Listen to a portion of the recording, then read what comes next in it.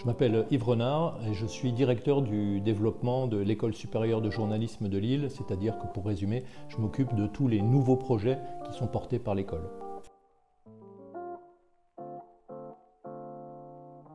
Le but de proposer des formations à distance, c'est de maintenir une tradition qui est très forte de l'école, de l'ESJ de Lille, c'est l'accueil d'étudiants étrangers.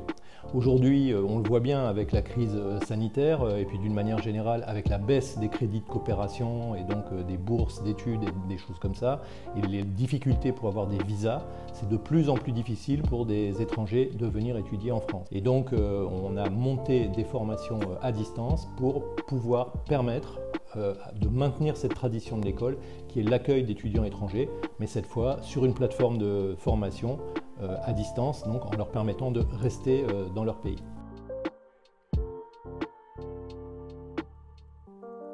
Alors, les formations qu'on propose à distance, il y en a beaucoup.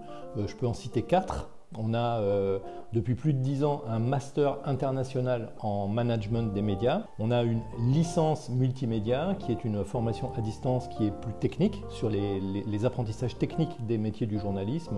On a également un master médias et climat. Et enfin, on a une formation qui s'appelle l'Académie Afrique, qui est une formation qui est basée à Abidjan en Côte d'Ivoire, qui est une formation post-bac en 3 ans.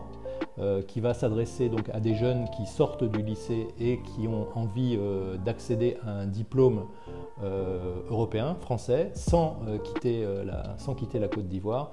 Et donc ça, c'est une formation en 3 ans qui porte sur le management, sur les médias, sur le marketing et sur l'économie.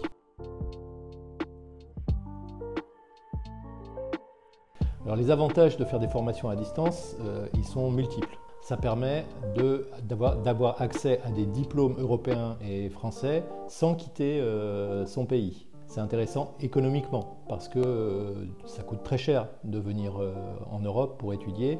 Là, on peut rester chez soi. Quand on travaille déjà, là je parle des formations professionnelles, les formations à distance permettent de garder son travail tout en continuant à travailler. Donc ça, c'est aussi intéressant. On n'est pas obligé de tout quitter son travail, sa famille, pour venir en Europe. Il n'y a pas besoin de visa également. Ça, c'est aussi un très important avantage par rapport aux problèmes consulaires qu'il peut y avoir. C'est de plus en plus difficile d'avoir des papiers pour venir en Europe. Là, il n'y a pas besoin de ça. Et puis, finalement, ça fait des économies, ça permet d'être chez soi et d'avoir accès dans d'excellentes conditions à une formation européenne.